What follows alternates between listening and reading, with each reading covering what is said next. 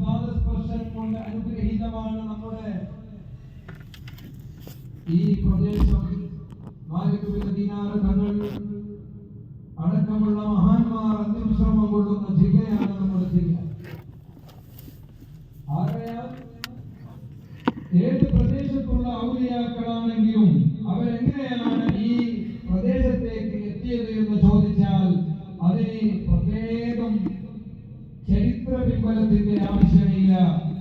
എങ്ങനെയാണോ മാലിക് ബിൻ ദീനാർ തങ്ങളും 11ഓളം വരുന്ന സഹാബിമാരും ഇവിടെ എത്തിയത്, എന്തിനാണോ ആരുടെ നിർദ്ദേശപ്രകാരമാണോ അതേ ഉത്തരവാദിത്ത നിർവഹണം, അതേ ആവശ്യം, അതേ നിർദ്ദേശം ഈ രാജ്യത്ത് എണിയാടി അടക്കമുള്ള എരുമാട് അടക്കമുള്ള എല്ലാ പ്രദേശത്തും അല്ലാഹുവിന്റെ ദീനിന്റെ കാവൽ ഭടന്മാരായിട്ടുള്ള മഹാന്മാർ അവർ ഇവിടെ കടന്നു വന്നത് ഹബീബായ സ്വല്ലല്ലാഹു അലൈഹി വസല്ലം തങ്ങൾ അവരെ പറഞ്ഞയച്ചതാണ്. അല്ലാഹുവിന്റെ പ്രത്യേകം അല്ലാഹു അനുസരിച്ചു.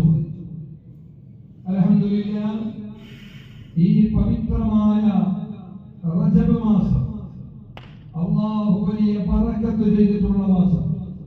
അവന്റെ കോടാനകോടി ജനങ്ങൾക്ക് റജബുൻ ശഹറുല്ലാഹിൽ അസബ് തുസബ്ബു ഫീഹിൽ ബറകാതു അലൽ ബറായ, ലോകത്തിന്റെ എല്ലാ ദിക്കുകളിലുമുള്ള ആളുകൾക്ക് കോടാനകോടി അവന്റെ സൃഷ്ടികൾക്ക് അല്ലാഹു ബറക്കത്ത് ചൊരിക്കപ്പെടുന്ന റജബ് മാസം.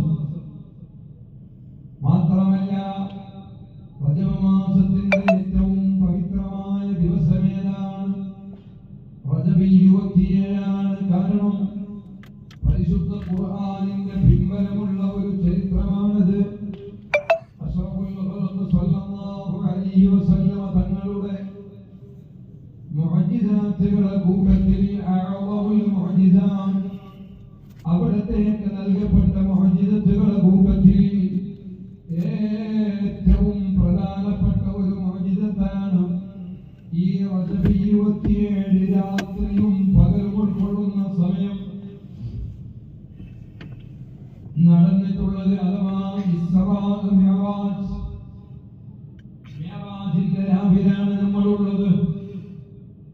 ഹബീബായ സ്വല്ലല്ലാഹു അലൈഹി വസല്ലം തങ്ങൾ അല്ലാഹുവിന്റെ സമ്മാനമായി ലഭിച്ച 5 നേരത്തെ നിസ്കാരം അത് നമുക്ക് സമ്മാനമായി